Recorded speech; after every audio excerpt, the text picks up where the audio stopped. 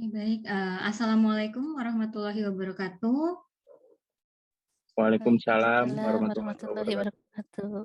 Oke, selamat sore, salam sejahtera bagi kita semua. Perkenalkan, saya Lia Huliatus Wada yang akan memoderatori acara ini, yaitu workshop penulisan artikel ilmiah yang merupakan acara dari INACL atau Indonesian Association for Computational Linguistics bekerja sama dengan organizer konferensi ICAICTA 2022 atau International Conference on Advanced Informatics. Nah, acara ini bertujuan untuk memberikan pengetahuan kepada para peserta tentang bagaimana menuliskan artikel ilmiah internasional dengan baik, dan khususnya untuk mempersiapkan artikel ilmiah bagi para penulis yang akan mengirimkan artikelnya ke konferensi ICAICTA 2022. Yang kalau tidak salah deadline-nya itu minggu depan ya. Oke, selanjutnya saya akan coba membacakan susunan acara untuk hari ini. Jadi diawali dengan pembukaan tadi, kemudian di sesi pertama nanti ada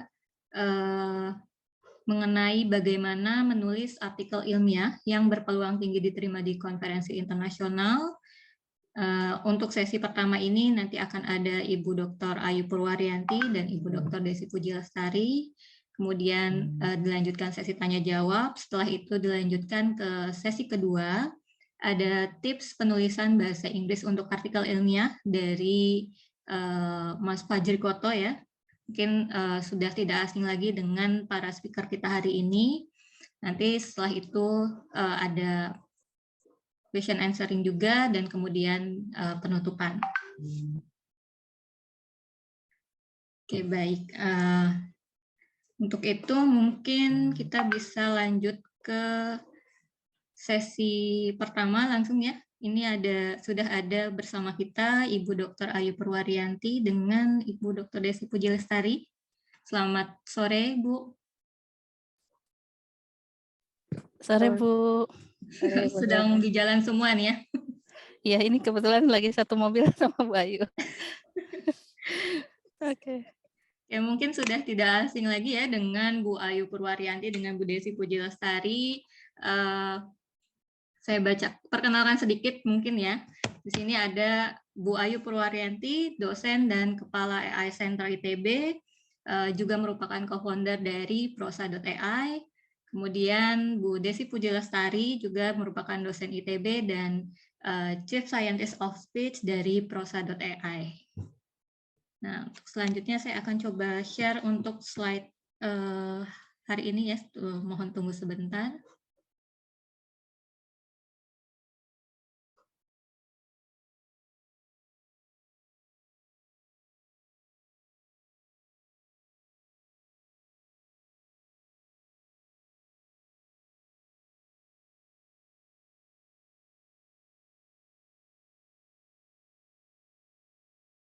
Oke, baik. Silakan kepada Bu Ayu Purwarianti dan Bu Desi Puji Lestari. Saya persilakan untuk memaparkan tentang tips menulis paper konferensi internasional. Tadi masuk ke itu punya Anda.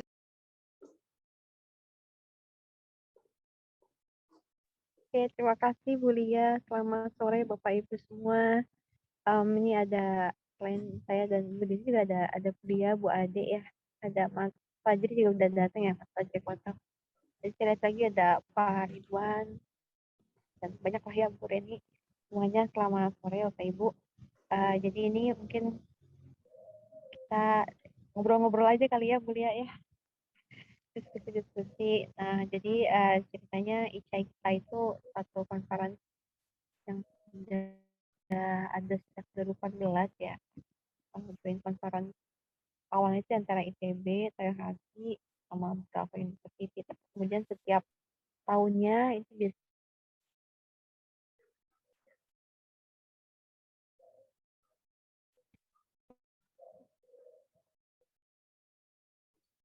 Maaf, terputus ya suaranya Bu Ayu. mengajak juga. Saya dari tadi ini suaranya kadang-kadang masuk, kadang-kadang enggak nih dengan internet HP. Atau ini Bu Desi aja kali ya, kayaknya internet HP saya rada-rada. Internet HP-nya. Ini putus kan? Ini putus nggak? Enggak. Oke. Kuliah kedengeran nggak? Aduh, Sekarang kedengeran sih, Bu. Cuma Cuman dengan perjuangan ini. tadi agak putus. Kuliah, halo.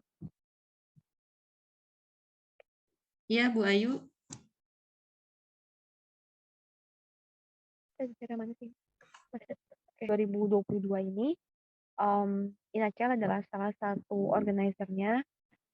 Moga-moga kita bisa kirim beberapa paper ya dari INACEL ke ICAITA, dan ini diselenggarakan secara hybrid, jadi bisa online, bisa offline. Kalau misalnya Ibu ada yang mau offline, nah ini jalan-jalan ke Jepang ya, kita bisa ketemu di sana, insya Allah di IT ya.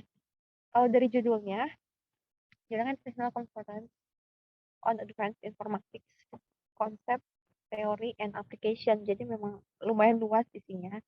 Isinya ya bisa konsep, bisa teori, dan bisa juga application. Oke, bisa next slide, Bu. Nah, ini ya penjelasan tentang ICAITA 2022. Kalau sekarang yang menjadi host utamanya adalah Trehasi. Jadi Trehasi itu satu universitas yang letaknya di Aichi Ken. Makanya secara venue-nya sekarang itu di Sky Expo-nya Aichi di Nagoya. Jadi kalau nanti kita ke sana tuh rasanya pesawat itu ada kok ya ke Nagoya ya dari Jakarta langsung gitu. Kemarin udah sempat lihat-lihat juga. Berapa ya harga tiketnya mesti pulang pergi itu sekitar berapa, 6 juta ya ada ya? Iya, ada yang promo 6 juta kurang ya. Oke. Jadi ya kita bisa jalan-jalan sebentar lah, ketemu-ketemu di sana mungkin. Nah, selama ini memang antara Jepang, Indonesia, Thailand, dan Malaysia juga sebenarnya. Tapi nggak cuman itu, tahun lalu juga ada teman-teman, sebenarnya teman-teman Indonesia juga sih. Tapi lokasinya ada yang di Austria, misalnya kirim paper juga ke ICAITA ini. Oke, Bu lihat kita next lagi ya Bu. Punten ya. Ini skopnya jadi banyak yang seperti saya bilang, namanya juga kan informatics ya. Konsep, teori, and application, jadi beragam. Namun kalau kita lihat dari tahun ke tahun sih, sebagian besar papernya itu ya di artificial intelligence. Ada natural language processing-nya, ada vision-nya, NLP-nya juga text and speech gitu. Kalau yang lain-lainnya rasanya sih tidak sebanyak yang AI-nya ya. Ada tapi tidak banyak. Tahun lalu tuh ada yang menarik, ada beberapa paper human computer interface. Nah ini nanti Bu Desi bisa cerita juga paper human computer interface ya, UI UX seperti apa, kok bisa ya masuk ke konferensi ini ya, nanti ada cerita menarik di balik itu. Nah, tapi jadinya ini Bapak Ibu, ini tidak terbatas ke NLP saja.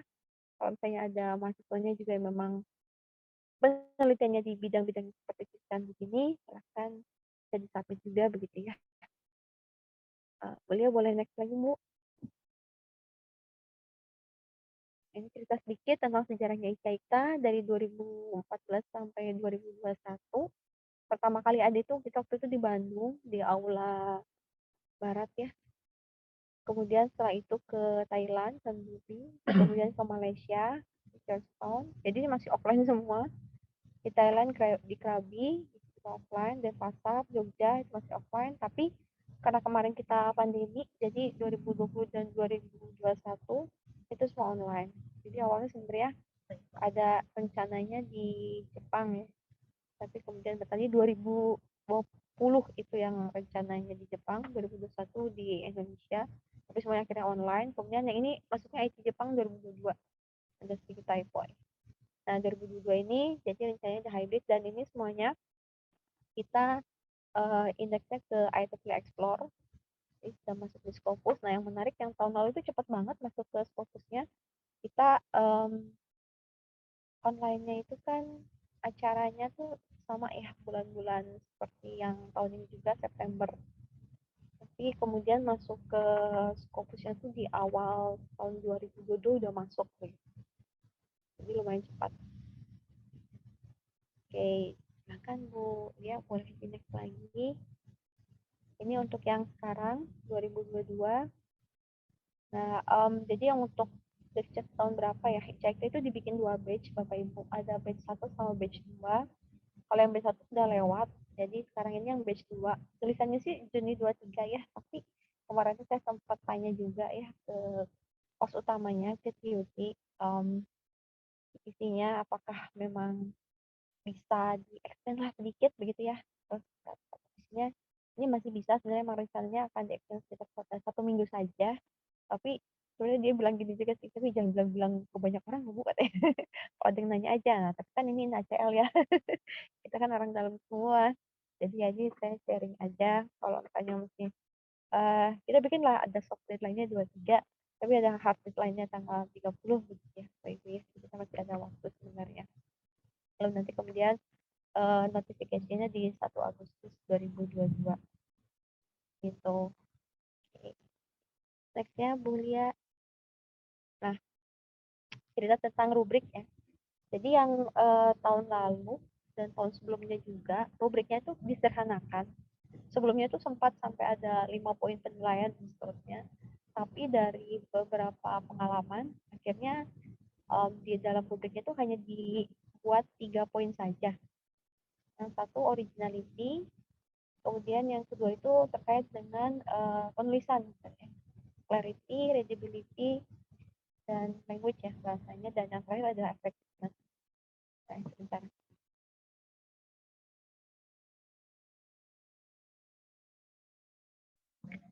Bu Lia boleh next ya, kita masuk ke masing-masing. Nah ini yang originality, pada dasarnya sih kita perlu ada yang poin 2 yang utama ya menurut saya, ada related work yang cukup lengkap gitu. Jadi kita bisa menjelaskan gitu di dalam paper sebenarnya perbedaan antara makalah yang kita submit dengan paper-paper lain itu apa gitu. Jadi malah kalau misalnya paper yang kita referennya itu cuma sedikit, agak repot gitu ya. Terus yang reviewnya tahu bahwa sebenarnya ini nggak cuma paper yang sedikit itu, ya itu kemungkinan besar sih bisa berbahaya ya, bisa nggak keterima gitu. Jadi ketika kita menulis di paper itu kita perlu masukkan referensi yang cukup lengkap dan kita jelaskan sebenarnya kontribusi dari penelitian kita itu apa. Nah di sini definisi kontribusi apa tidak harus sampai betul-betul novelty ya, karena ini kan kita papernya conference ya, bukan jurnal, dan juga ya terusnya kalau secara level kan ini bukan seperti mungkin Mas Fajri waktu di ACL gitu ya, masih MNLP ini kan nggak itu gitu. Jadi tidak perlu teknik yang betul-betul novel gitu. Jadi kalau misalnya Ibu ada yang terkait memang datanya berbeda dan memang punya ciri khas tertentu, misalnya bahasa daerah yang punya ciri khas tertentu yang nggak bisa diselesaikan oleh teknik yang umum gitu ya, atau ada perbedaan karakteristik hasil, itu juga biasanya punya satu originality di situ gitu. Nah, apalagi nanti kalau kita buka datanya, kita open ya, dan ya poinnya kita harus jelaskan sih perbedaan utamanya di data itu apa gitu. Sebenarnya kan kalau kita kaya ya di Indonesia ya, banyak bahasa daerah gitu, ini peluangnya ada. Nah, utamanya sih di situ ya, originality ya. Jadi paling ketika kita terapkan satu metode tertentu, ini misalnya masih ada kurangnya, kan ada analisisnya tuh ya. Kira-kira di kasus-kasus seperti apa dia masih dianggap kurang. Nah itu kita bisa tambahkan sedikit post proses dan cukup lumayan. Terkait dengan di kontribusi ini memang harus diutarakan secara eksplisit bahwa belum ada bla bla bla bla bla, bahwa ini paper ini dia mengutamakan menceritakan tentang apa yang memang belum ada di tempat lain. Oke, berikutnya Ibu Lia. Nah, ini terkait dengan clarity, readability, language. Nah, memang kan ada ya yang bilang kalau misalnya papernya bagus ya, walaupun bahasanya nggak bagus harusnya diterima gitu ya. Tapi problemnya, Ibu, ini bukan karena bahasanya yang nggak bagusnya itu levelnya sedikit ya. Ini problemnya waktu itu memang kelihatannya ada yang pakai misalnya Google Translate gitu ya, sehingga betul-betul nggak bisa dibaca gitu, itu problemnya sih. Kalau misalnya ternyata cukup bisa dibaca jelas gitu ya, walaupun diksi yang dipilihnya tidak terlalu variatif ya, beda mungkinnya dengan paper yang penuh kelas ACL segala macam, nah ini masih bisa diterima. Jadi memastikan ya tata bahasa bahwa yang kita gunakan itu kan present tense ya. Kecuali kalau misalnya kita ada related work yang cerita tentang kerjaan orang lain, itu kan berarti past tense, seperti itu aja sih. Eksperimen kan berarti karena kita sudah conduct ya, berarti itu past tense juga gitu. Kemudian gambar standar ya di buku tugas akhir begitu ya, ukurannya cukup besar, workboardnya bisa terlihat, tidak buram, tabelnya juga kita jelaskan. Jadi ini sih standar penulisan saja. Mungkin yang jadi PR itu tadi ya, kita tidak bisa gunakan semacam Google Translate gitu ya untuk membuat paper. Ya kan lebih bagus kalau memang kita gunakan bahasa Inggris kita aja gitu. Oke, nextnya Bu lihat. Oke, nah ini yang terakhir, jadi ada 3 ya tadi. Originality, clarity, effectiveness. Nah, ini yang terutama sih terkait dengan evaluasi ya dari apa yang kita usulkan. Jadi kalau misalnya kita paper yang model NLP gitu kan, Example Speech, berarti kan eksperimen ya. Nah, kita harus tunjukkan hasil eksperimen kita yang valid. Jadi kalau misalnya cuma ada 3 angka keluar gitu, nah itu kan jadinya meragukan juga ya untuk reviewer gitu. Jadi perlu ditunjukkan memang yang misalnya ya atau parameter yang beragam kah, atau different language modelnya yang digunakan juga ada beragam kah atau apa gitu ya. Tapi itu tidak bisa kita gunakan hanya sedikit apa ya variasi untuk yang si eksperimen ini. Dan setelah itu juga ada analisis hasil eksperimen. Ini biasanya kan kalau kita di error analysis, nah ini juga sama, artinya kan standar lah ya, eksperimen tidak mungkin 100%. Itu pasti ada angka-angka yang tidak berhasilnya kan, ada yang errornya. Nah ini errornya kenapa, itu perlu kita jelaskan, dan menurut saya itu jelas salah satu kebaruan. Jadi kalau ngomongin yang tadi lagi, kita punya data misalnya bahasa Jawa gitu kan ya. Nah, terus kita tunjukkan ini tuh berbeda loh dengan yang sudah ada, perbedaannya di mana, jadi kanalnya berbeda kah gitu ya. Kemudian hasil dari klasifikasi teks misalnya untuk bahasa Jawa tersebut, ternyata ada problem-problem untuk kasus kalimat-kalimat seperti apa gitu. Nah, kalau di situ kita bisa masukkan tambahan proses atau prosedur untuk memperbaiki si hasil tersebut, itu kan diterimanya akan lebih besar gitu ya. Jadi nggak berhenti hanya analisis hasil, tapi kemudian kita coba tambahkan walaupun sedikit ya, walaupun misalnya dia rule based gitu ya, tapi itu biasanya kansnya jadi lebih besar. Jadi ya, seperti dia ada 3 tadi ya. Nah, maka ini lanjutkan oleh Bu Desi ya Bu ya. Silakan Bu.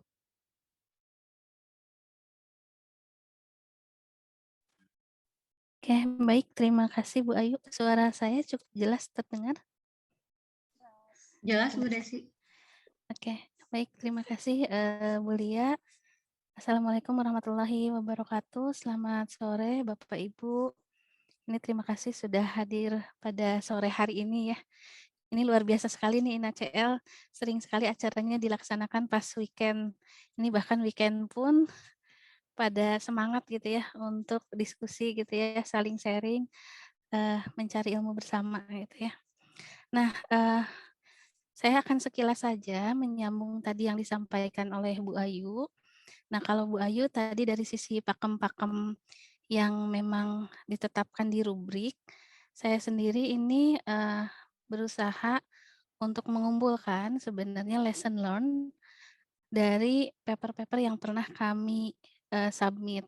Karena kebetulan INACL ini dibidani gitu ya oleh salah satunya oleh kakak kami, kakak informatika di ITB. Jadi para dosen di ITB itu sangat-sangat didorong gitu ya untuk submit ke sini setiap tahun, khususnya untuk mahasiswa bimbingan TA maupun tesis.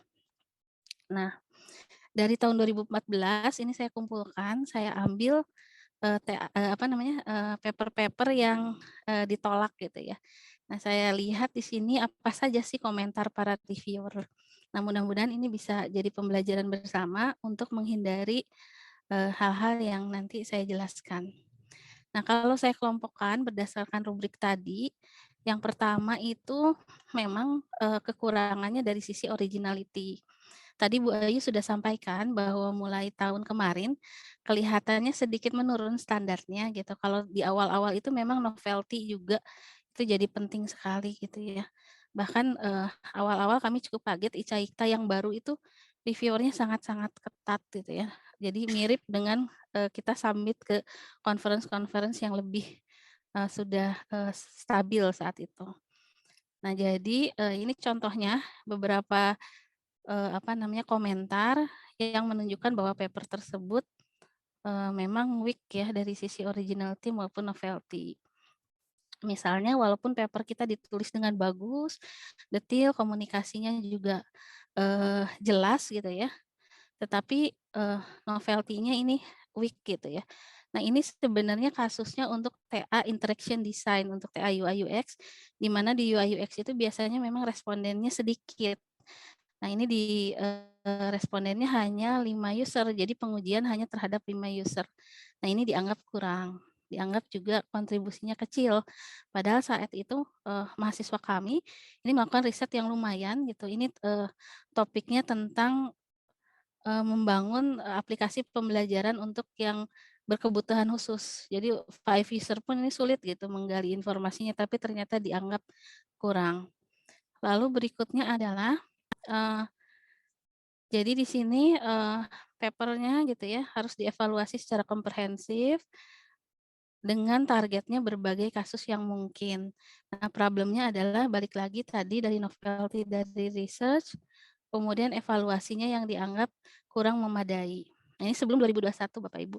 Nah, tapi kalau saya lihat paper yang tahun lalu, mahasiswa kami ada yang keterima papernya dengan kurang lebih mirip dengan paper yang pernah disubmit dan ditolak. Jadi kelihatannya tahun lalu tuh agak menurun tingkat keketatannya.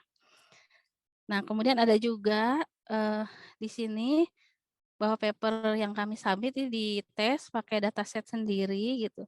Jadi dianggap sebenarnya kontribusinya ini hanya dari dataset saja, sedangkan kalau dari teknik yang digunakan ini masih sama dengan yang sudah pernah ada.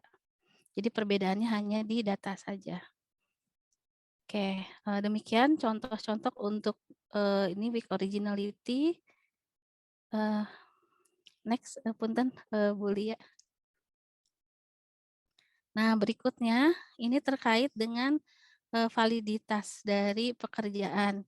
Biasanya ada permasalahan di tata cara ketika kita membangun sebuah sistem ataupun melakukan eksperimen atau kita menggunakan matriks yang dianggap kurang sesuai atau dataset ya maupun problem di pengujian. Jadi memang problem di kontennya. Jadi sudah dianggap sebenarnya original atau novel, tetapi ada permasalahan di prosedur dalam membangun sistem atau dalam eksperimennya. Nah, misalnya di sini approach-nya itu sudah biasa gitu ya, terus membandingkan 2 pendekatan. Nah, tetapi ternyata di sini melihat dari training data size-nya dianggap ini hanya mungkin bisa bekerja di data tersebut saja, sehingga tidak bisa digeneralisasi. Jadi kalau lihat di sini, ini kekurangannya di training data. Training datanya dianggap terlalu sedikit. Nah, lalu berikutnya yang kedua, itu dianggap metriknya yang tidak tepat. Jadi misalnya ketika kita ingin membandingkan satu teknik dengan teknik lain, menggunakan metrik tertentu, dianggap itu kurang tepat gitu ya. Bahkan di sini sebenarnya kurang tepatnya karena dianggap terlalu berlebihan gitu ya. Lalu yang ketiga, nah ini waktu itu kami submit paper untuk generate expressive music ya menggunakan ketika bermain biola gitu. Nah, di sini sebenarnya lebih ke ketika kita mendapatkan hasil akhir itu ada hasil antara. Hasil antaranya itu adalah misalnya perbandingan antara seorang pemain musik yang benar-benar manusia dengan yang di-generate sebelum akhirnya di bagian akhir ya kita dengar tingkat ekspresinya. Nah, di tengah-tengah itu biasanya ada hasil antara. Nah, hasil antara itu ternyata perlu diuji juga. Jadi tidak bisa hanya bagian ujungnya saja. Jadi ini penggunaan metrik yang kurang gitu ya, pengukuran yang kurang. Next, Bu Lia, maaf. Nah, berikutnya ini dikaitkan dengan kejelasan dari paper. Nah, ini sering ya. Oke. Sekarang sudah jelas? Oke, nah ini problemnya itu biasanya memang karena deadliner ya. Jadi karena deadliner terus tidak keburu gitu ya untuk memeriksa kembali apakah papernya itu sudah cukup jelas. Nah, kesalahan-kesalahan yang terjadi misalnya ketika eksperimen, penjelasan ya maupun analisisnya itu tidak disampaikan dengan baik gitu ya. Nah, kemudian ada juga misalnya tidak jelas kenapa harus menggunakan algoritma tersebut. Jadi ini dikaitkan dengan kejelasan, intinya informasi yang disampaikan. Nah, lalu kemudian juga ada juga misalnya ketika kita eksperimen dengan teknik tertentu gitu ya, konfigurasi atau struktur dari modelnya itu tidak dijelaskan dengan baik. Nah, kemudian ada juga yang misalnya sangat-sangat membingungkan gitu. Jadi ini kalimatnya tidak bisa dimengerti. Lalu yang terakhir, ada juga ketidakjelasan reviewer menganggap bahwa teknik ini sebenarnya akan baik untuk kasus apa saja jika kita misalnya menargetkan banyak kasus. Jadi intinya kalau clarity itu dikaitkan dengan bagaimana kita menyampaikan informasi ya, khususnya di sini yang paling kritikal biasanya terkait dengan prosedur eksperimennya. Oke, next, Bu Lia. Oke, nah kemudian yang lain lagi, ini biasanya sebenarnya tidak benar-benar di-reject gitu ya, borderline lah ya. Kalau hanya language dan format. Tetapi biasanya ini juga melengkapi paper-paper yang di-reject tadi. Jadi komentar-komentar tadi ditambah lagi gitu ya. Bahasa dan formatnya juga kurang baik. Misalnya secara grammar itu banyak error atau typo. Nah, ini juga pernah saya lihat itu kadang-kadang ada yang masih ada bahasa Indonesianya. Khususnya ini yang sering terjadi itu di gambar dan di tabel. Jadi kebetulan kalau kami itu summit seringnya itu mahasiswa yang sudah sidang gitu ya. Nah, kemudian mengambil-ngambil dari buku laporan TA atau tesisnya. Kalau yang tulisannya itu sempat diterjemahkan ke bahasa Inggris, tetapi tabel dan gambarnya lupa gitu ya. Masih pakai bahasa Indonesia. Lalu kemudian formatnya ya tadi sudah disampaikan juga oleh Bu Ayu. Misalnya gambarnya terlalu kecil sehingga sulit dilihat, dipahami. Lalu gambarnya tidak dijelaskan sehingga sulit ya memahami gambar tersebut. Lalu kemudian juga ada juga reference-nya salah gitu ya formatnya. Lalu ada juga misalnya istilah-istilah yang tidak dijelaskan atau singkatan-singkatan ya yang tidak umum yang kemudian tidak dijelaskan. Itu terkait dengan format.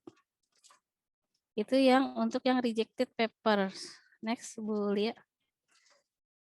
Nah, ini mungkin terakhir. Nah, kalau saya perhatikan lagi, paper-paper yang diterima itu yang seperti apa? Yang jelas biasanya paper itu kita bagi level ya ketika diterima itu. Dari mulai yang borderline paper itu netral gitu ya. Kemudian ada yang weak accept, ada yang strong accept. Nah, yang borderline paper ini kalau di conference lain yang ada poster, itu sering diterimanya di poster dan biasanya tidak di indeks Scopus. Nah, jadi untuk yang borderline paper, nah ini biasanya memang kontribusinya sangat-sangat sempit gitu ya, tetapi ya sudah cukup lumayan gitu. Nah, lalu ada juga yang weak accept ya misalnya better performance dibanding konvensional method. Jadi hanya ada penambahan teknik sedikit gitu ya dari yang biasa terus dibandingkan. Nah, kemudian efek dari setiap metode ini juga harus dianalisis. Nah, kemudian ada juga misalnya paper-paper yang kita coba dengan kombinasi berbagai teknik gitu ya. Teknik A, teknik B, lalu A dan B di combine. Nah, ini biasanya ini weak accept. Nah, kalau yang strong accept seperti apa? Ya memang yang originality kalau zaman sebelum 2021 berarti yang novelty-nya kuat sekali. Nah, cuman kalau ke ICAIKTA saya perhatikan memang jarang yang sangat-sangat novel, karena biasanya kalau sudah sangat novel, orang akan publish ke jurnal atau ke conference yang lebih baik lagi. Lalu prosedurnya ini valid, ya, mengikuti kaidah-kaidah. Kalau di bidang NLP mungkin karena tekniknya banyak menggunakan eksperimen machine learning, ya, itu prosedurnya valid. Data yang digunakan juga cukup gitu ya. Nah, kemudian dikaitkan dengan hasil. Ternyata hasilnya itu bagus gitu ya. Tekniknya efektif. Efektif di sini berarti berhasil sesuai dengan hipotesis awal. Jadi menurut hipotesis awal misalnya teknik ini akan bagus dan dibuktikan dengan eksperimen yang valid. Nah, ini saya belum pernah kalau untuk paper-paper kami gitu ya mensubmit yang eksperimen yang gagal gitu ya. Jadi sepertinya kalau yang gagal tidak bisa diterima walaupun analisisnya ada. Karena kan sering ya, oh eksperimen itu tidak harus berhasil, yang penting analisisnya nanti jelas. Nah, itu mungkin untuk eksperimennya, tapi untuk publikasi ini tidak bisa. Lalu yang keempat ya komunikasinya jelas ya, clear gitu ya, bahasa Inggrisnya bagus, terstruktur, kemudian lengkap. Seperti itu. Ini slide terakhir rasanya ya, Bu Lia. Sudah tidak ada lagi. Oke, nah jadi kira-kira seperti itu kalau dari pengalaman kami submit di ICAIKTA. Mungkin sekarang kita lanjut ke sesi tanya jawab saja ya Bu Lia kalau ada ya. Mungkin diskusi juga ya kalau ada Bapak Ibu, saya yakin di sini juga mungkin ada Bapak Ibu yang papernya sudah sering keterima di ICAIKTA. Mangga kalau mau menambahkan dari yang sudah kami sampaikan, mungkin ada yang kami terlewat. Terima kasih. Saya kembalikan ke Bu Lia. Baik, terima kasih Bu Ayu, Bu Desi. Saya yakin pasti sudah banyak nih yang punya pertanyaan mengenai ini. Jadi mungkin tadi saya simpulkan sedikit ya, Bu Ayu sudah menyampaikan beberapa yang perlu diperhatikan dalam penulisan paper, diantaranya itu originality, clarity, dan effectiveness. Kemudian juga tadi Bu Desi sudah menyampaikan banyak pembelajaran ya dari rejected paper berdasarkan pengalaman mensubmit ke ICAIKTA selama ini. Nah, kemudian mungkin sekarang saya akan buka sesi diskusi dari Bapak Ibu sekalian. Silakan jika ada yang punya pertanyaan bisa raise hand mungkin. Atau bisa juga di kolom chat, nanti bisa saya bacakan.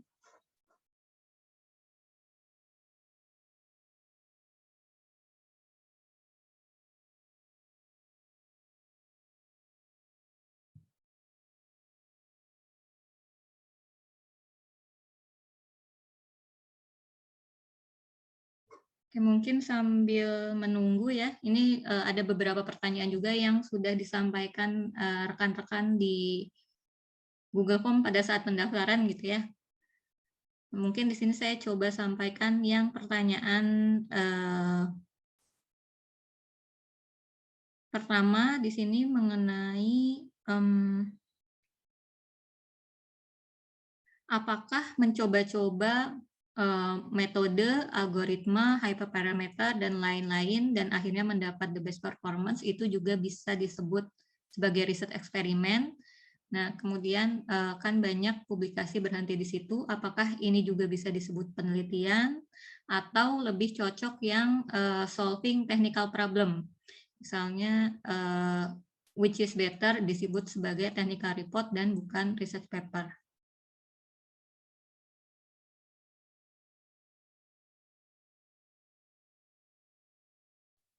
Mungkin itu dulu. Baik. Oke, baik. Terima kasih Bu Lia. Jadi sebenarnya di sini misal datanya sudah ada, sudah pernah ada yang menggunakan juga. menggunakan teknik yang sama, tapi kemudian mencoba mencari parameter lain gitu ya, yang mungkin lebih optimal dibanding yang disampaikan di paper sebelumnya. Seperti itu mungkin ya pertanyaannya ya? Iya, eksperimen ya, eksperimental. Oke, kalau untuk Icaikta sendiri, memang di situ ada originality atau novelty-nya. Nah, originality-nya ini tidak bisa hanya sekedar kemudian mengeluarkan atau menyimpulkan parameter yang lebih baru. Nah, kecuali parameter model tersebut memang sebenarnya tambahan teknik dari yang sudah ada. Jadi sebelumnya tidak digunakan parameter tersebut gitu ya, misalnya tuning gitu ya, atau pruning gitu ya. Nah sekarang kita tambahkan teknik pruning tertentu. Nah itu masih bisa. Tapi kalau misalnya hanya parameter standar, itu belum cukup dari sisi originality-nya ya. Karena kan misalnya datanya udah dipakai juga sama orang, tekniknya juga sama persis, hanya nyari parameternya saja.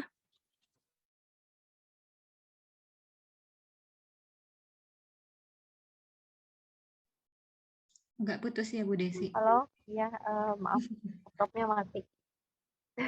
Saya kedengeran? Ya terdengar Bu Ayu. Oke, oke. Ya, jadi tadi saya meneruskan yang Bu Desi, bukan yang Bu Desi ya. Jadi tadi mungkin sudah jelas ya Bu ya. Jadi tidak bisa kalau misalnya hanya kita main-main parameter saja dan dimasukkan ke dalam filter karena masalah originality lagi yang awal tadi. Kalau mau begitu berarti analisis kita harus lebih kuat lagi. Misalnya kita mau membandingkan antara beberapa pre-trained language model gitu misalnya ya, untuk satu dataset tertentu. Nah di situ berarti analisis kita masuknya ke sebenarnya bagaimana dataset ini perlakuannya terhadap si language model itu. Maksudnya gini loh, misalnya ya, apakah memang semua kata-kata yang ada pada dataset tersebut bisa ditangani dengan vocabulary yang ada di dalam pre-trained language model tertentu gitu. Atau kita main ke tokenisasinya. Jadi perlu cek ke bagian analisis dari hasil eksperimennya sih. Kedengaran ya Bu ya? Di sini hujan besar soalnya. Kedengaran Ibu. Oke. Oke. Atau silakan nih kalau misalnya Bapak Ibu ada pendapat lain, kita diskusi aja ya. Tadi juga sepertinya sudah disampaikan oleh Bu Desi yang kalau misalnya hanya dataset saja itu juga ada kecenderungan ditolak ya Bu Desi ya? Jadi di tahun yang sebelumnya begitu, saya data ujinya kecil gitu kan ya, perbedaan dataset aja. Nah, kalau menurut saya sih tetap ada peluang ya. Kalau misalnya memang hanya berhenti di situ, terus angkanya sekian bagus, yang bagusan yang ini daripada yang ini gitu ya. Nah, itu berat sih. Tapi kalau misalnya kita berhasil menyatakan bahwa ini memang beda loh sih secara karakteristik datanya tuh ada sesuatu yang berbeda dengan bahasa Indonesia pada umumnya misalnya ya. Nah, kita punya sesuatu yang baru gitu. Jadi perlu ditonjolkan ya perbedaan datasetnya tuh apa, kenapa itu jadi menarik. Gitu. Jadi emang sangat detail jatuhnya. Karena mungkin bisa ada skop bahasa juga gitu ya. Misalnya di bahasa Inggris udah ada, di bahasa Indonesia belum ada, itu juga bisa jadi opportunity gitu ya Bu Ayu. Iya, bisa jadi peluang lah ya. Saya cerita dikit, sebenarnya bukan di Icaikta ya, tapi ada satu paper yang posteger bahasa Sunda gitu cerita nih ya. Bahasa Sunda kan kalau kita bilang bahasa Sunda bedanya sejauh apa sih gitu. Ternyata ada satu karakteristik di bahasa Sunda yang agak berbeda dengan bahasa Indonesia. Ya kalau di bahasa Sunda tuh ada sisipan tengah itu ya, yang menunjukkan jamak gitu kan, misalnya apa ya, AR gitu ya. Budak, barudak gitu ya. Budak tuh anak, kalau barudak tuh anak-anak lebih banyak. Gitu. Nah ada sisipan yang di tengah itu, terus ada beberapa lagi lah karakteristik. Walaupun dia menggunakan teknik yang basisnya hanya rule based gitu, tapi ternyata dan untuk multiple analyzer-nya, tapi ternyata dengan karakteristik yang berbeda tersebut bisa masuk jadi satu waktu itu jurnal paper di Talib gitu ya. Itu di Talib pun bisa masuk. Saya pikir kalau di jurnal Talib sudah bisa masuk, kan di conference sudah bisa masuk gitu. Tapi harus detail gitu. Oke, baik. Terima kasih Bu Ayu.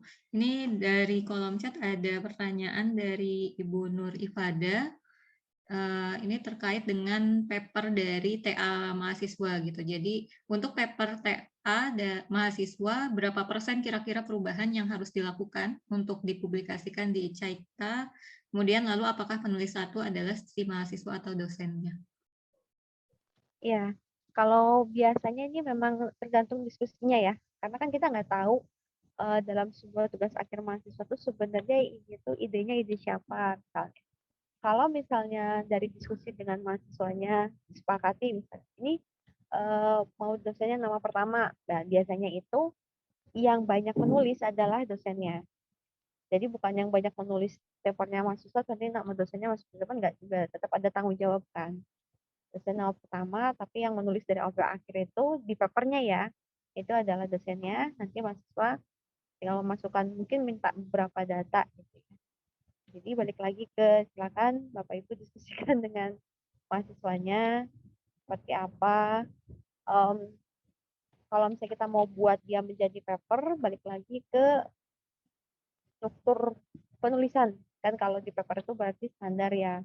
Kita ada background-nya, background and motivation, kenapa paper itu dibuat, sambil disitu selip-selip tentang originality dari paper tersebut apa, gitu kan.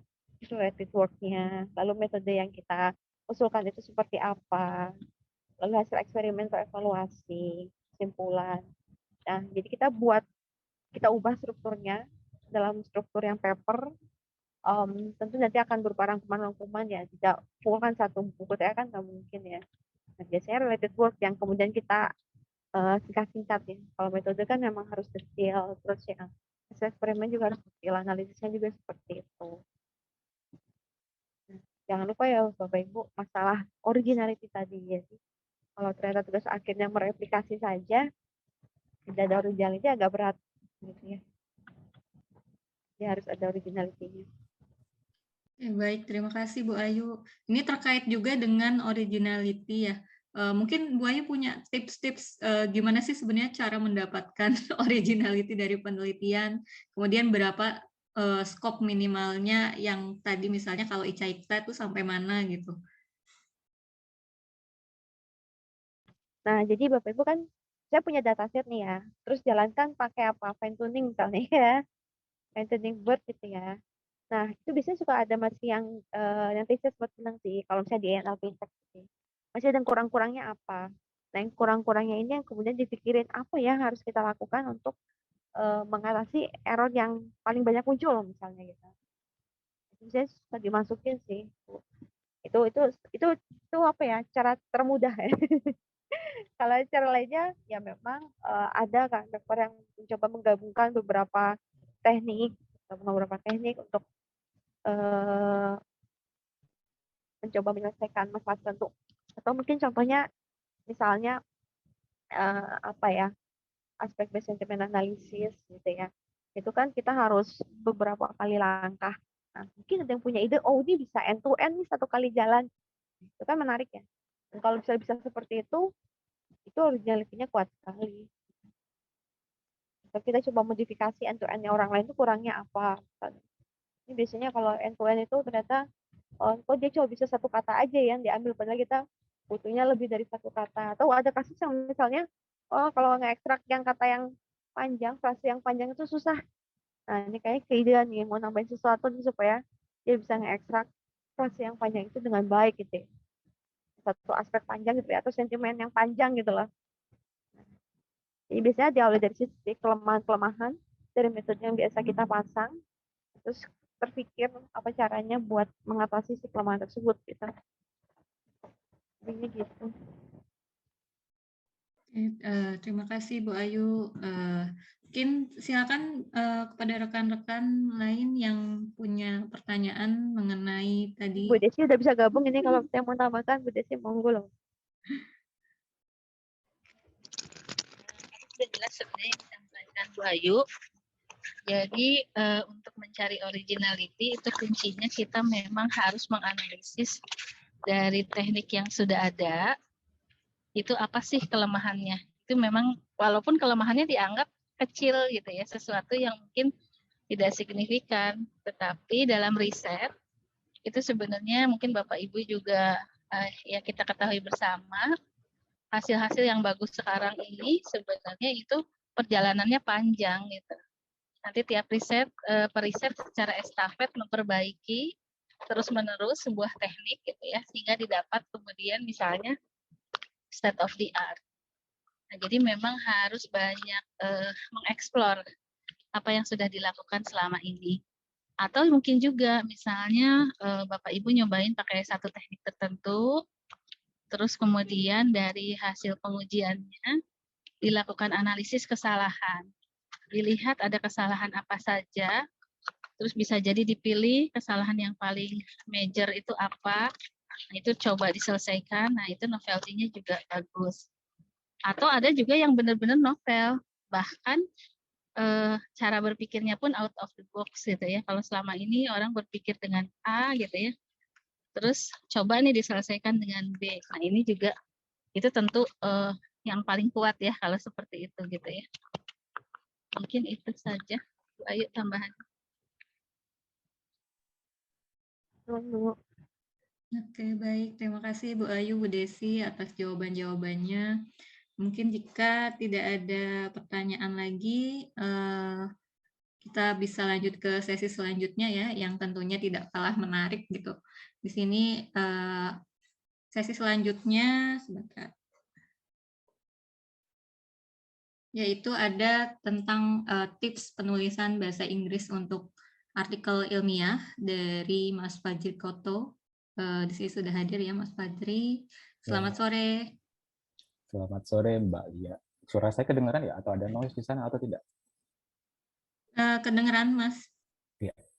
Ya, jadi ini karena kita persiapan untuk submit ke international conference gitu ya, yang tentunya memakai bahasa Inggris, jadi pasti penasaran juga tentang hal ini. Di sini sudah hadir Mas Fajri Koto. Mas Fajri ini adalah mahasiswa S3 dari University of Melbourne. Mungkin sudah sering dengar ya, di University of Melbourne ada NLP Group di bawah bimbingan Profesor Timothy Baldwin. Ini topiknya mencakup summarization, language generation, dan discourse analysis. Nah, kemudian sebentar lagi ya Mas ya, PhD-nya nih. Iya. Semoga dilancarkan. Baik, saya serahkan kepada Mas Fajri Koto untuk sesi selanjutnya mengenai tips penulisan bahasa Inggris untuk artikel ilmiah. Silakan Mas. Ya.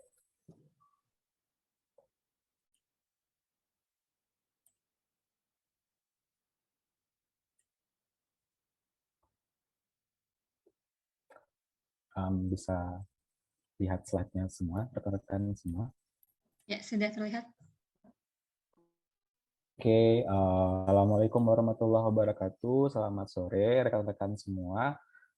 Terima kasih untuk INASEL sudah memberikan kesempatan buat saya pribadi ya untuk berdiskusi lah lebih kurang ya tentang penulisan artikel ini yang berbahasa Inggris untuk konferensi atau jurnal internasional. Sebelumnya terima kasih juga sama Mbak Lia atas perkenalannya. Selamat sore juga kepada Bu Desi dan Bu Ayu. Dan kita langsung mulai saja. Seperti yang diperkenalkan, nama saya Fajri Koto. Bisa lihat website pribadi saya di fajrikoto.com. Dan sebelumnya saya sudah menempuh studi S1 dan S2 di Fasilkom UI, kemudian sekarang sedang menempuh studi S3 di University of Melbourne. Dan ngomong-ngomong tentang tips penulisan artikel ilmiah berbahasa Inggris, kira-kira apa sih definisi karya ilmiah yang baik itu? Nah, lebih kurang itu ada dua. Sebelumnya saya mau bilang kalau slide yang saya tampilkan pada hari ini umumnya berasal dari presentasi Profesor Graham Newbeck dari CMU dengan beberapa perubahan yang disesuaikan dengan pengalaman pribadi saya. Jadi kita lanjutkan lagi, definisi karya ilmiah yang baik itu lebih kurang ada dua. Yang pertama, karya ilmiah tersebut bisa mempengaruhi banyak peneliti di bidangnya dan kemudian disukai oleh reviewer. Nah, namun kedua hal ini sebenarnya tidaklah sama gitu. Tapi agar kita bisa mencapai kedua hal tersebut, hal yang terpenting adalah penulisan karya ilmiah tersebut harus ditulis dengan baik dan jelas. Dan kalau kita melihat beberapa kategori review yang mungkin tadi juga telah dijelaskan sama Bu Ayu dan Bu Desi, lebih kurang kalau di konferensi NLP seperti ACL dan teman-temannya, ini adalah breakdown dari kategori reviewnya. Kita tahu ada clarity, apakah mudah papernya untuk dipahami, kemudian novelty-nya, kebaruannya, meaningful comparison, apakah dibandingkan dengan baik dengan karya-karya terdahulu, kemudian reliability-nya, apakah rumus yang ditulis dan eksperimennya itu benar, dan kemudian impact-nya juga, dan replicability-nya juga. Tapi yang dari jika kita membaca sebuah review, biasanya yang terpenting adalah yang terakhirnya kan, teman-teman semua, yaitu overall evaluation-nya, kira-kira paper kita accept atau tidak. Dan pada hari ini, saya mau membahas lebih kurang hanya tentang clarity-nya. Karena semua poin-poin kategori review ini dipengaruhi oleh faktor pertama tadi, yaitu clarity, kejelasan bahwa paper kita.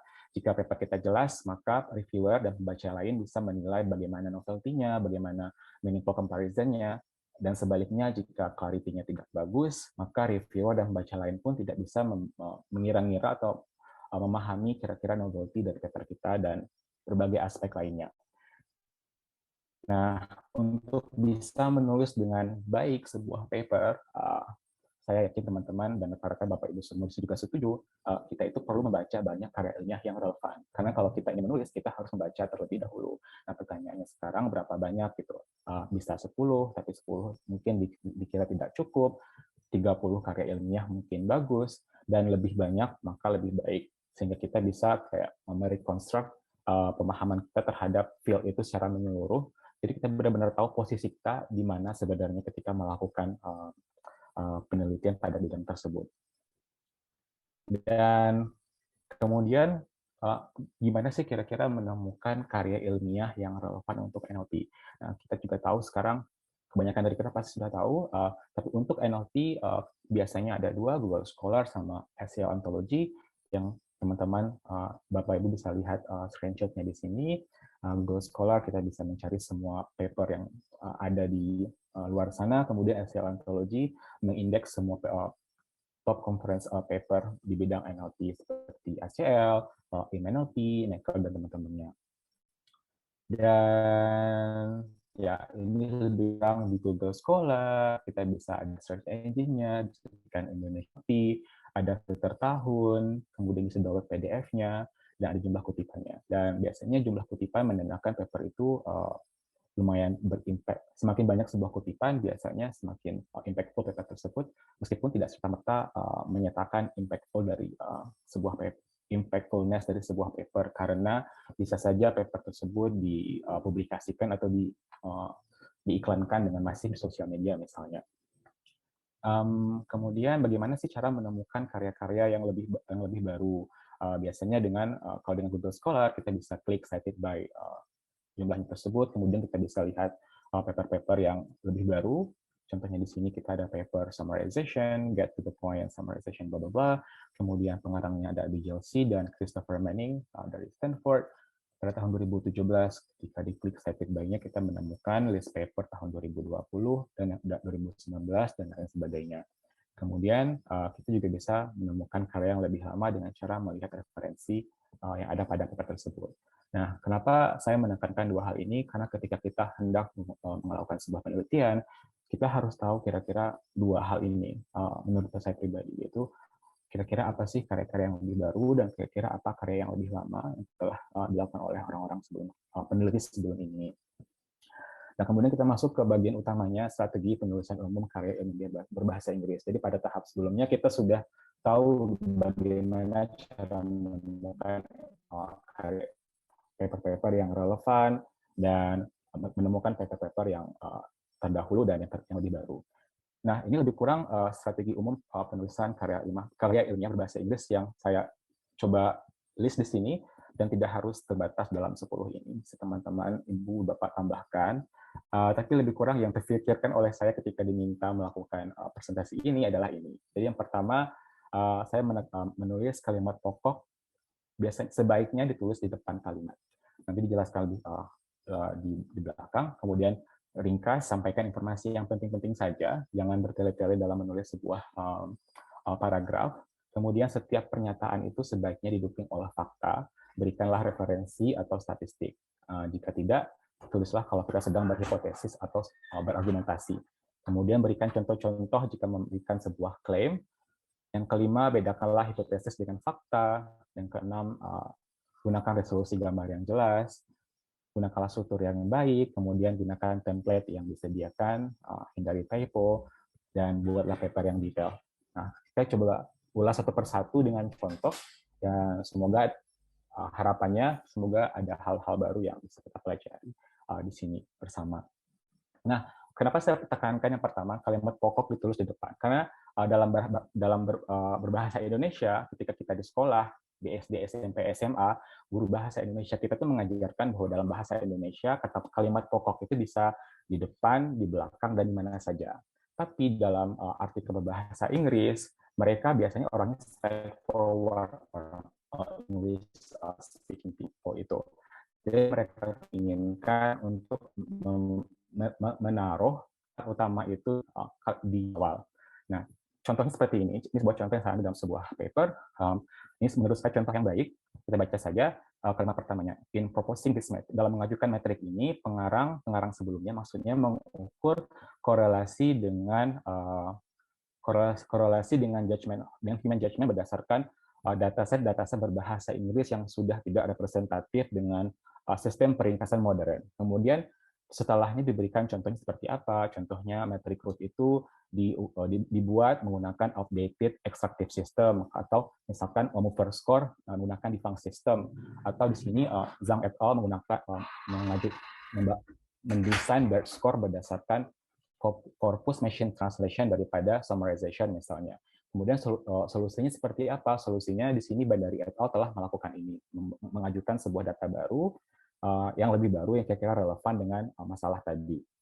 Nah, kemudian ini contoh yang baik juga, tapi masih bisa ditingkatkan. Ini adalah salah satu paper yang saya ambil dari salah satu submission yang disarankan oleh panitia dari INASEL. Nah, kalau kita baca kalimat pertamanya, kami menginvestigasi review yang disubmit dari bulan September 2013 ke bulan Mei 2019 dan terdiri dari bla bla bla bla. Nah, kemudian kemudian diberikan cukup detail statistik, jumlah usernya berapa, dan kemudian total share-nya berapa gitu ya di kalimat pertamanya. Kemudian di kalimat keduanya dibahas meskipun kebanyakan review ini tertulis dalam bahasa informal dengan beberapa bahasa Inggris, ada beberapa review yang ternyata secara penuh ditulis dalam bahasa Inggris. Dan di sini penulis menuliskan kami mengidentifikasi teks review itu mostly tertulis dalam bahasa Indonesia, dan kemudian and keep the text to be processed further, bla bla, dan buatnya ada contoh. Nah, masalahnya di sini di mana? Pada kalimat pertama itu menurut saya terlalu detail dan banyak statistik. Nah, sebenarnya temuan umumnya apa dalam paragraf ini? Apa yang sebenarnya ingin disampaikan? Nah, ini contoh revisi yang mungkin lebih baik. Di sini kita bilang we investigated, jumlah reviewnya, disubmitnya kapan, dan temuannya apa gitu. Dan kita menemukan bahwa beberapa menggunakan complete Indonesian form dan yang lain menggunakan code missing style misalnya. Kemudian di bawahnya baru dijelaskan mungkin penjelasan lebih lanjutnya seperti jumlah reviewnya, jumlah usernya atau jumlah share dari reviewnya dan contoh-contohnya. Nah, dengan begitu lebih sesuai dengan yang diharapkan oleh English native speaker gitu.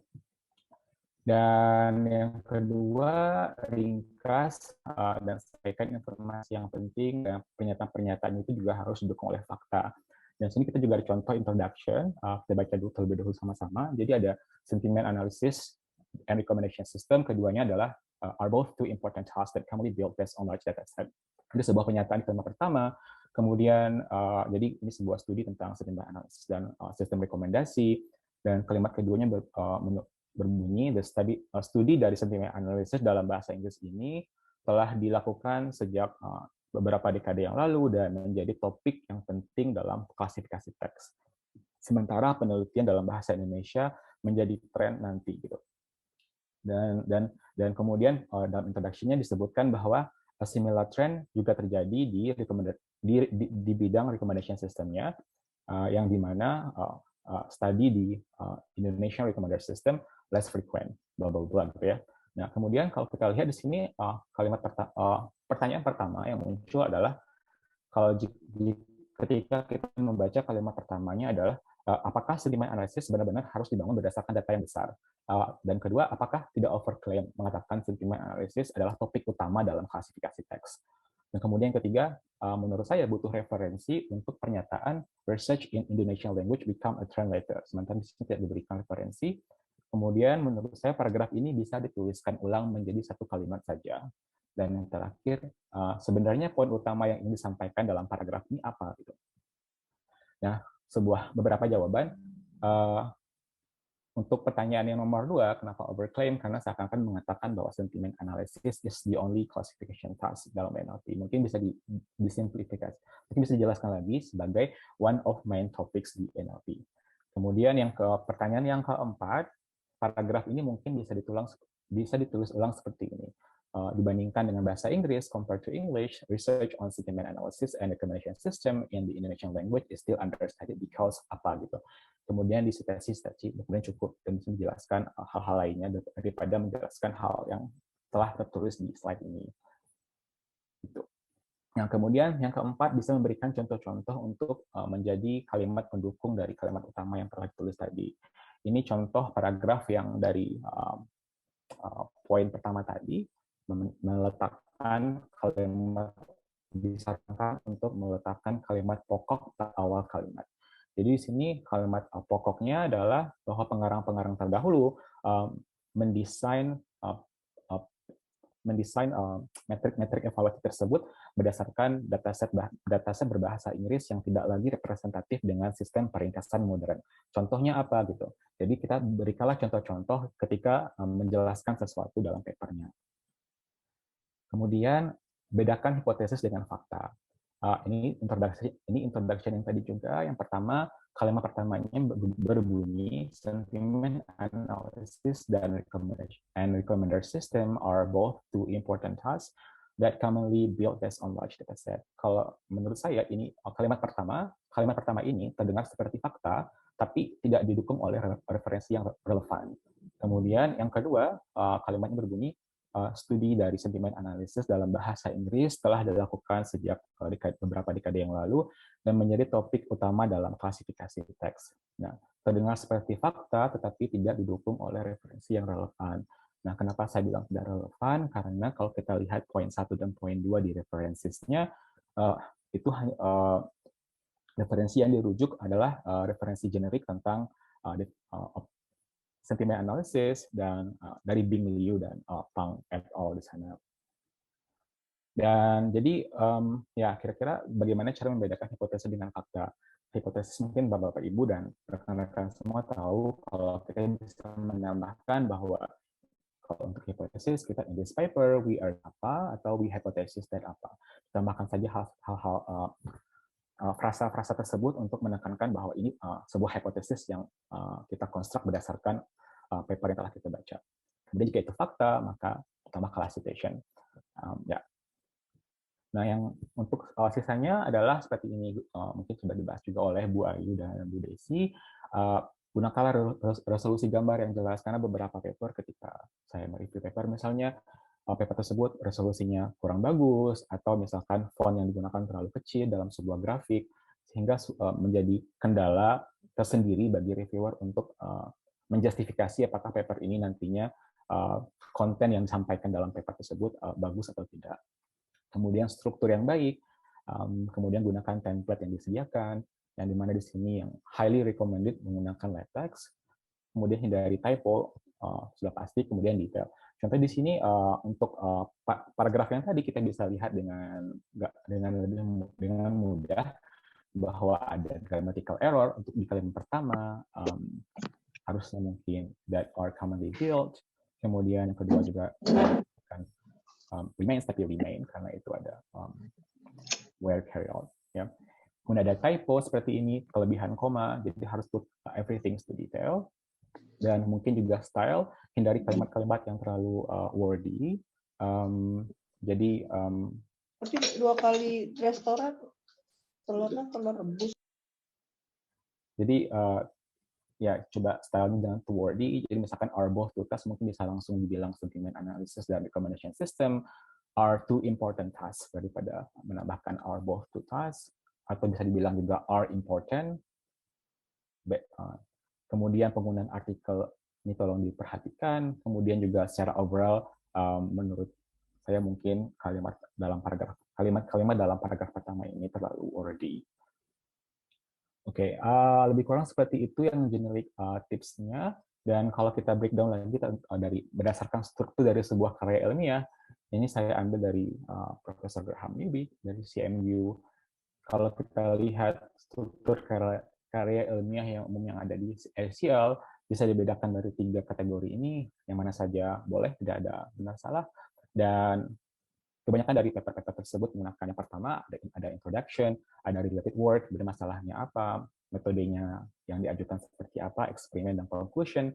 Saya biasanya juga menggunakan yang pertama ini, tapi untuk presentasi kali ini akan menggunakan yang kedua, di mana setelah introduction dijelaskan problemnya terlebih dahulu dan related work dipindahkan ke belakang. Dan kira-kira kita bahas secara ringkas. Pertama, abstrak. Kita semua tahu tujuannya sebagai ringkasan dari karya ilmiah ini, dan abstrak sangat penting karena menentukan siapa yang akan mereview paper kita. Dan isi dari abstrak itu apa? Biasanya 4-5 kalimat. Kita perkenalkan masalah yang ingin di-address itu seperti apa, kemudian solusinya apa, metode yang diusulkan apa, kemudian ada sedikit rincian tentang metodenya, kemudian temuan-temuannya seperti apa.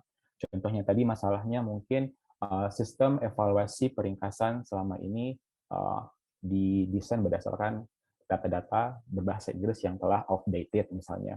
Kemudian kita mengusulkan solusi yaitu dengan mengevaluasi ulang sistem peringkasan tersebut, mengevaluasi ulang metrik evaluasi tersebut dengan dataset dan model-model yang lebih baru misalnya.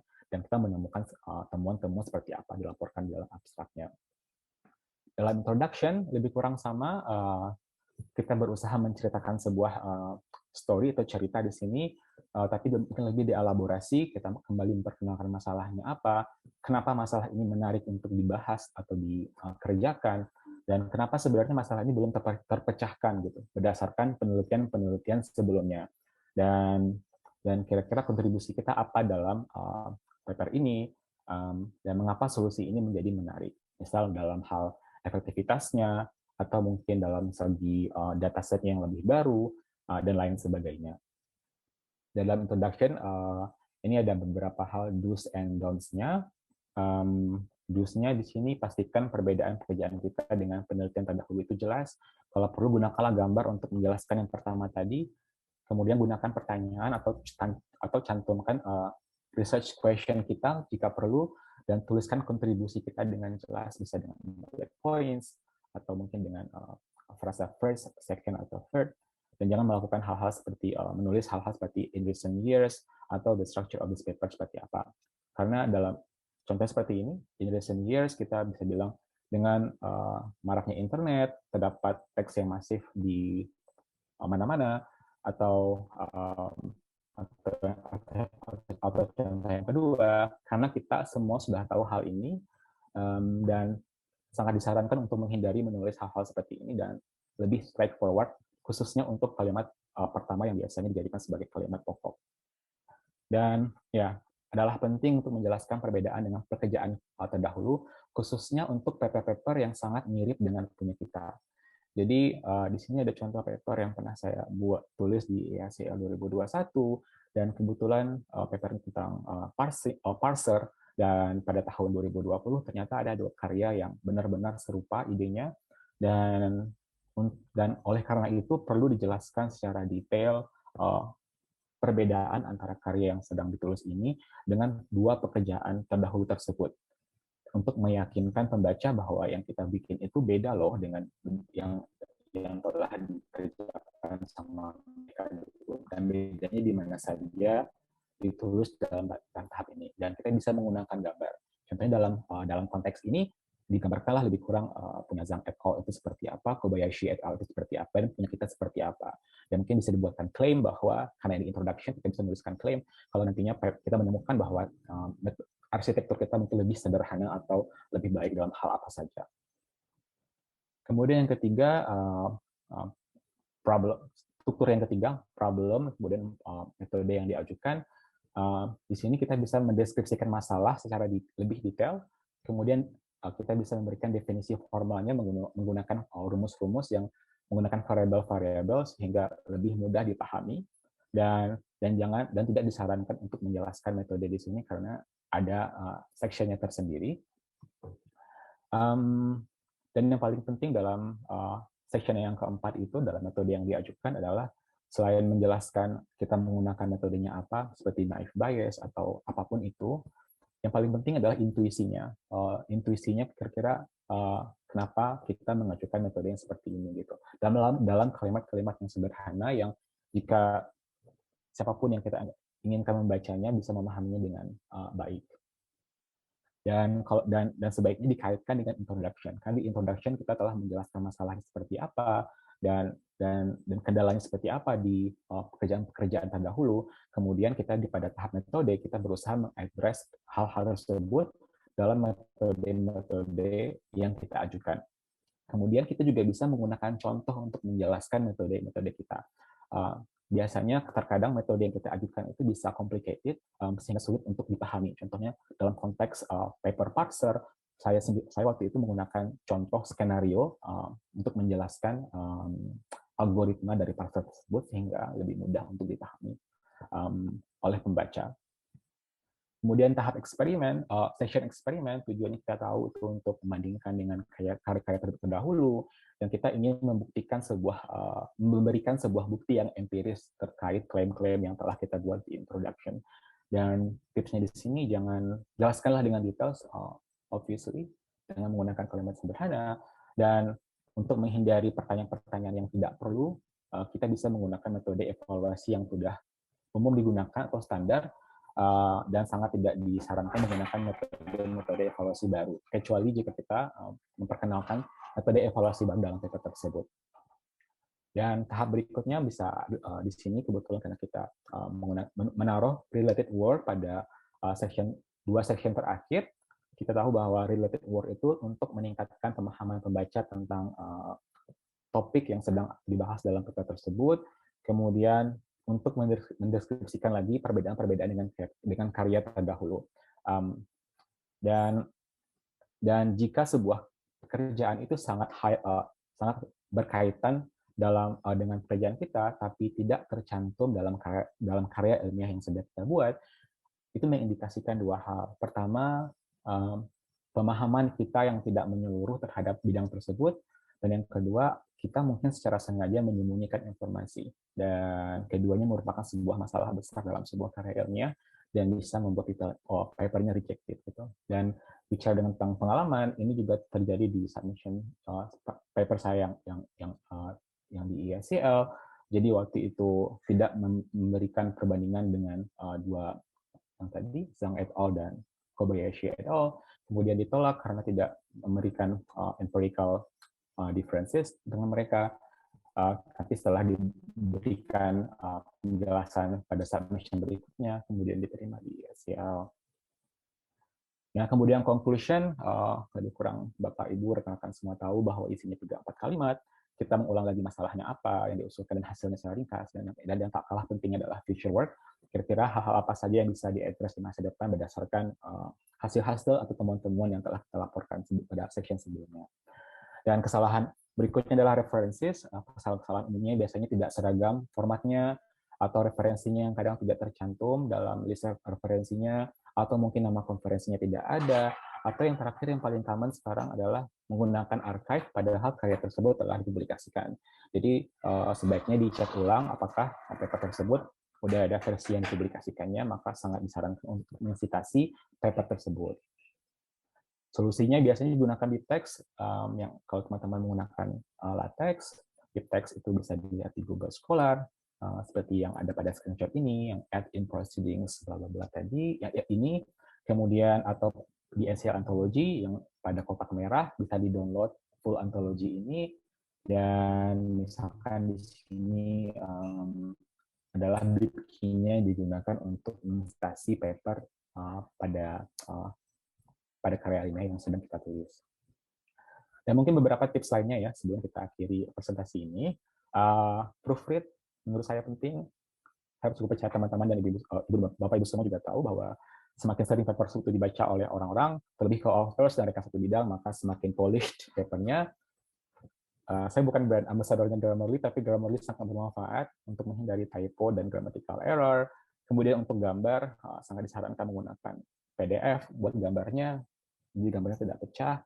Kemudian sangat disarankan juga jika teman-teman mau merilis kodenya atau data, mencantumkan semacam anonymous URL ke data atau kode tersebut pada draft paper yang disubmit. Jika konferensinya atau submission-nya bersifat double blind review. Lebih kurang seperti itu, Bapak Ibu, rekan-rekan semua, terima kasih atas perhatiannya. Mungkin ada pertanyaan dari Bapak Ibu semua atau berdiskusi lebih kurang tentang topik ini. Saya kembalikan ke Bu Lia. Ya, terima kasih banyak Mas Fajri. Jadi tadi disampaikan sudah banyak tips-tipsnya ya untuk menulis artikel ilmiah, terutama yang untuk konferensi internasional, karena Mas Fajri ini juga sudah banyak paper-papernya yang di-accept di paper-paper SEL ya, SEL dan sebagainya. Alhamdulillah, alhamdulillah. Oke, silakan Bapak Ibu bisa menulis pertanyaannya di kolom chat atau ya sudah ada yang present sepertinya. Silakan Pak Setiawan Hadi.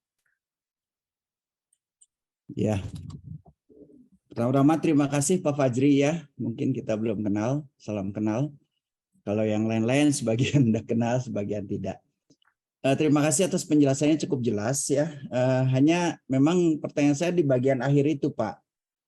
Di bagian akhir kan Bapak tulis ada proofreading sama Grammarly. Ya. Nah sejauh mana Grammarly ini membantu? Ya memang itu membantu dalam hal typo, tapi dalam konteks ya kadang-kadang kan dibilang ini harus pasif, ini harus di rewrite gitu ya. Kadang-kadang juga ya artinya gini, saya cuman pengalaman, saya pakai Grammarly beberapa paper, tapi ditolak, di reject dengan sedih Pak, karena bahasa Inggrisnya jelek katanya gitu ya. Jadi kadang-kadang kita bayarkan Grammarly itu kan bayar Pak untuk yang premiumnya, atau kita langsung proofread. Nah saya pernah proofread juga, tapi proofreader Indonesia dan bukan bidangnya, dia hanya proofread bahasa Inggris ya. Itu pun juga kadang-kadang begitu disubmit ke sebuah jurnal atau conference ya, suka dibilang bahasa Inggrisnya suka nggak pas juga gitu ya. Nah pernah saya ditawarkan proofreading pakai yang profesional gitu Pak ya, dan itu memang out of my budget gitu ya, kira-kira gitu ya. Nah pengalaman Pak Fajri lah ini mungkin sharing saja bagaimana nih, apakah mending kita ya sekalian bayar mahal saja tapi bagus gitu ya, atau kita pakai Grammarly kemudian proofread Indonesia, atau ya proofread di Indonesia kan ada Pak, di tempat saya juga di kampus saya ditawarkan Pak proofread oleh Fakultas ilmu budaya, oleh Departemen Sastra Inggris ya, tapi kan mungkin juga nggak terlalu pas. Kira-kira gitu aja pertanyaan saya. Terima kasih Pak Fajri ya. Ya, terima kasih Pak Setiawan. Salam kenal kembali Pak ya. Ya, saya setuju sekali sharing dari Pak Setiawan. Kalau berdasarkan pengalaman Grammarly memang tidak sepenuhnya membantu. Tapi kembali lagi sebenarnya ke pengalaman menulis. Mungkin kalau konteksnya masih mahasiswa mungkin ya Pak Setiawan ya. Kayak dulu saya awal-awal menjadi PhD student tahun pertama gitu ya. Mungkin masih bahasa Inggris masih belum sebagus sekarang misalnya waktu itu. Dan waktu itu saya merasakan kebermanfaatan Grammarly gitu. Mungkin dalam konteks tersebut. Terlebih kalau rekan-rekan mahasiswa gitu ya. Kalau Bapak Ibu dosen saya percayalah udah sangat jago untuk menulis gitu. Ya khususnya untuk ini sih, untuk grammatical error atau misalkan artikel-artikel yang mungkin sederhana ya, tapi bagi native speaker kadang apalagi reviewer yang ada beberapa reviewer yang tidak bisa negotiate itu, kalau misalkan ada kesalahan tersebut mempengaruhi sedikit banyaknya itu hasil reviewnya. Tapi secara overall semakin ke sini saya juga merasakan pengalaman yang serupa dengan Pak Setiawan. Kalau misalkan Grammarly sejauh ini hanya bisa sebatas itu gitu, tidak bisa lebih dari itu. Dan ya kembali lagi sih ke pengalaman masing-masing gitu.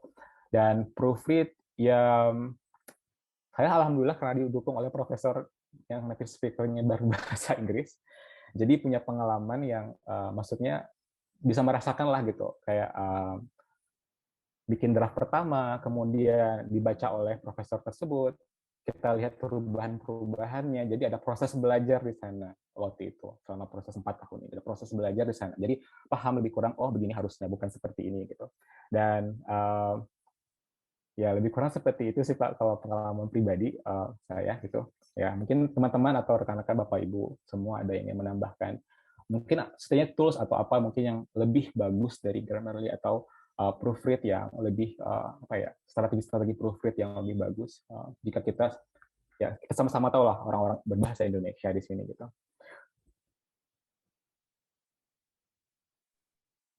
Terima kasih Mas Fajri. Pak Setiawan, ada tanggapan atau sudah cukup? Cukup, hanya memang ya terima kasih lah, udah cukup, biar yang lain dulu. Mungkin ada pengalamannya yang lain.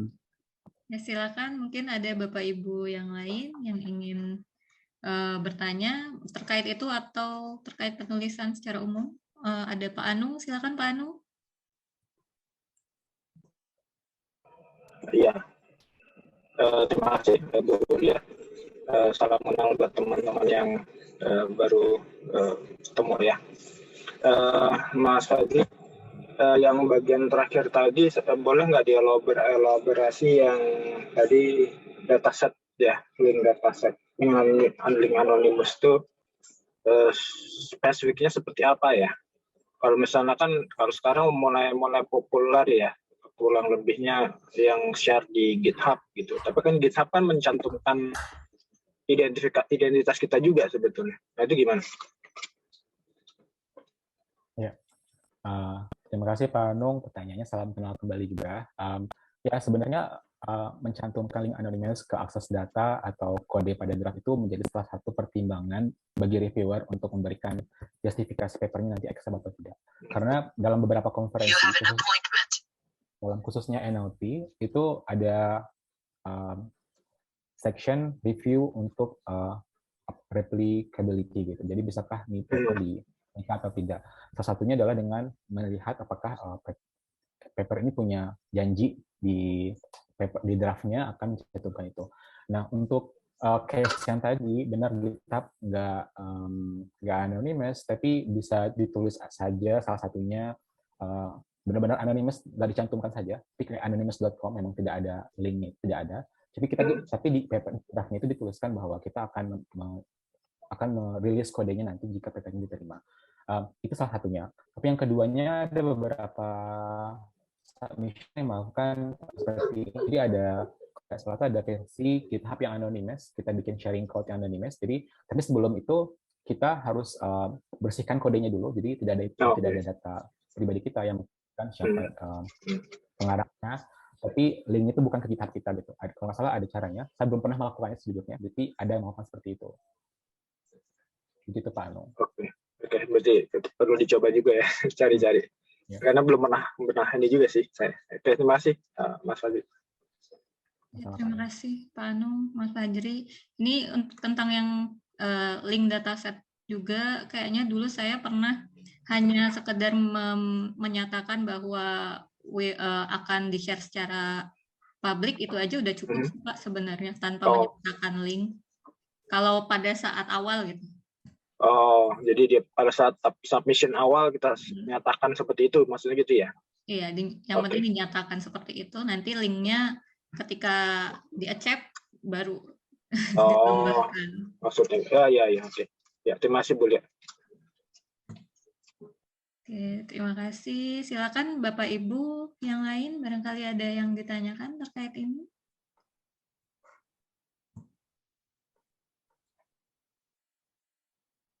Oke, sambil menunggu mungkin bisa ngobrol-ngobrol sedikit juga ya Mas Fajri ya.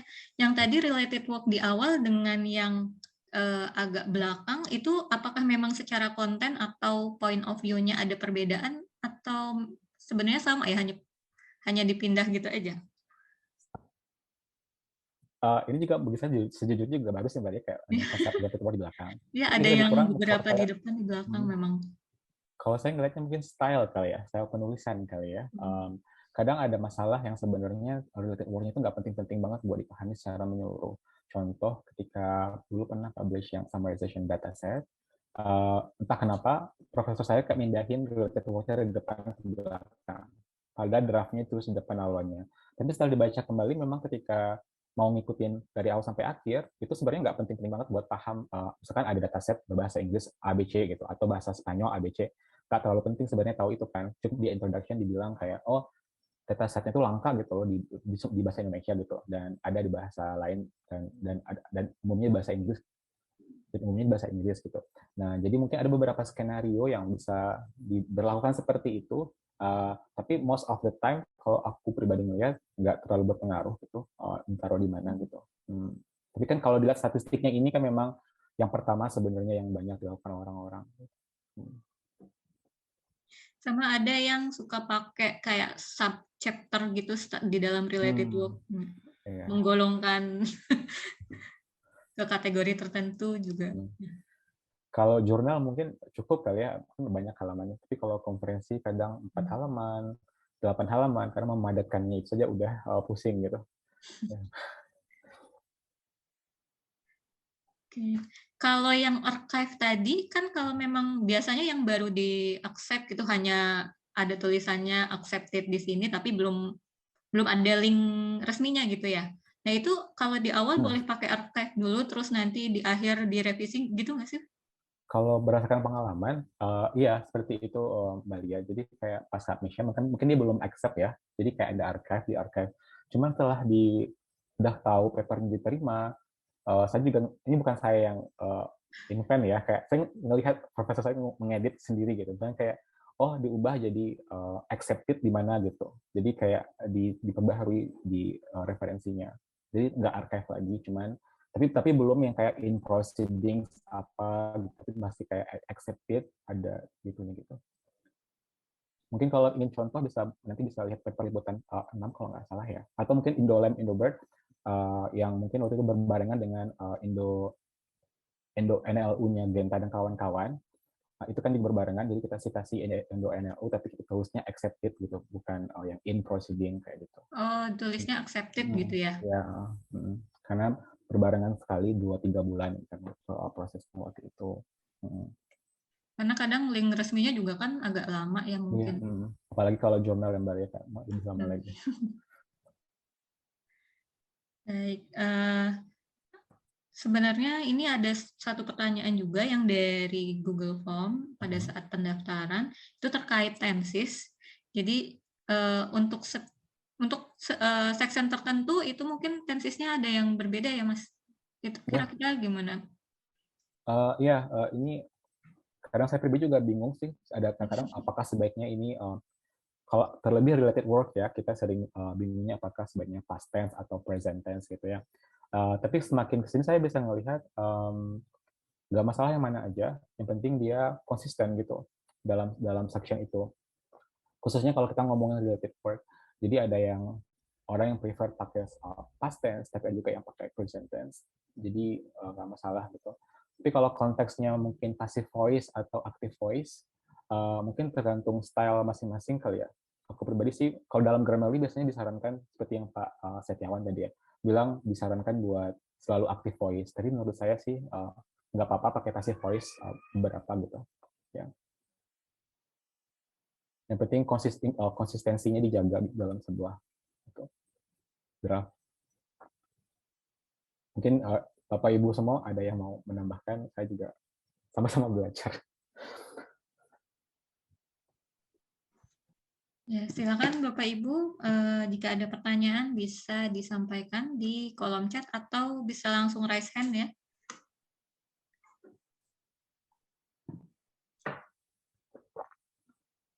Kalau di sana juga tetap pakai proofread yang itu ya, profesional ya Mas Fajri ya? Enggak, kalau di NLP Lab Unimel, biasanya prosesnya lebih kurang seperti ini. Jadi student nulis dulu draftnya sampai selesai, habis itu supervisornya merevisi satu persatu. Jadi nanti ada revisi yang major, ada yang minor. Kalau minor itu biasanya langsung diedit langsung sama profesornya, kita bisa lihat perubahan-perubahan. Tapi kalau yang major biasanya diminta, oh tambahkan ini di sini, tambahkan ini di sini, hapus ini segala macam. Itu kita yang lakukan. Tapi kalau proofreadnya lebih kurang, nggak ada yang pakai profesional, langsung dari dua lapisan itu. Sebenarnya lebih bagus kalau ada lagi professional reader sebenarnya. Karena yang khusus ngecek bahasa Inggrisnya ya, gitu ya. Biasanya di lab-lab kadang di lab Jepang, China. Iya, saya dulu juga selalu pokoknya harus proofread dulu sebelum ke sensei justru. Oke. Karena tahu nih ini bukan yang memang pakai English language bahasa utamanya kan. Iya. Ya mungkin lebih kurang seperti itu. Tapi semakin banyak dibaca, semakin sering dibaca, ya kita tahu semakin polish itu paper. Ya, tadi ya kendalanya itu sih sama seperti Pak Setiawan tadi ya. Kita kalau mau proofread juga biayanya lumayan. Iya.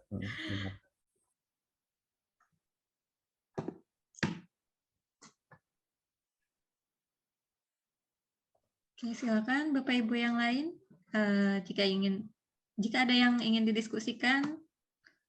Ini mumpung masih ada nih Mas Fajri di sini.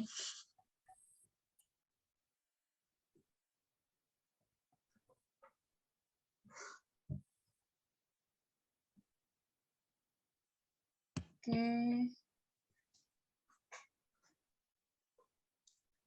Kalau misalnya nanti kira-kira setelah ini ada yang mau tanya-tanya, kemana kira-kira Mas Fajri? Bisa lewat email? Boleh email. Ya, bisa lewat email. Nah, email aku bisa dicek di paper, masih aktif emailnya. Oke, terima kasih banyak. Tadi. Nanti setelah ini rencana apakah masih di lab situ atau pulang? Sekarang lagi nulis. Mohon doanya semua mungkin. Bulan depan mau submit. Rencananya bulan ini mau diselesaikan semuanya. Rencananya masih rahasia. masih dipertimbangkan. Oke, karena waktunya juga sudah jam segini ya, jadi mungkin untuk yang sesi hari ini kita cukupkan. Semoga tidak ada yang mengganjal nih Bapak Ibu, atau nanti bisa menghubungi juga Mas Fajri di emailnya ya. Nanti bisa dicek di papernya untuk alamat emailnya. Baik, mungkin sekian ya. Jadi terima kasih kepada Bu Ayu, Bu Desi, Mas Fajri atas sharingnya, dan tentunya terima kasih kepada Bapak Ibu yang telah hadir ya atas antusiasmenya dalam acara hari ini. Semoga semakin banyak paper dari Bapak Ibu yang di-accept di publikasi internasional, khususnya untuk ICAICTA tahun 2002 ini. Jangan lupa deadline-nya ya, deadline-nya seminggu lagi, dan mungkin akan di-extend seminggu depan gitu. Jadi mungkin masih bisa 2 minggu ini kita coba tulis. Nah, kita juga sepertinya sudah kangen ya dengan conference offline setelah 2 tahun terakhir ini hanya bisa diskusi online gitu, virtual conference terus. Semoga bisa bertemu nanti di IC Jepang, Bapak Ibu. Mungkin kita bisa coba ambil dokumentasi dulu sebentar ya sebelum diakhiri. Silakan Bapak Ibu yang bisa membuka videonya, kameranya.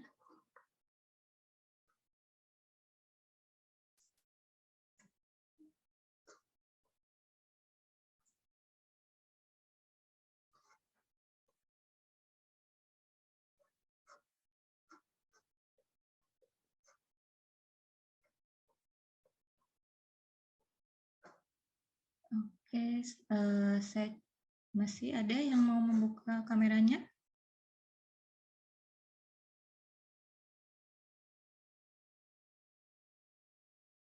Baik, saya coba hitung ya. 1, 2, 3. Oke, sebentar. Ya. Oke, terima kasih sudah cukup. Oke, akhir kata saya mohon maaf jika ada kesalahan selama memandu acara ini, dan sampai bertemu kembali di acara-acara INSL berikutnya. Bapak Ibu, wassalamualaikum warahmatullahi wabarakatuh. Waalaikumsalam. Terima kasih Bu Ayu, Bu Desi, Pak. Semuanya.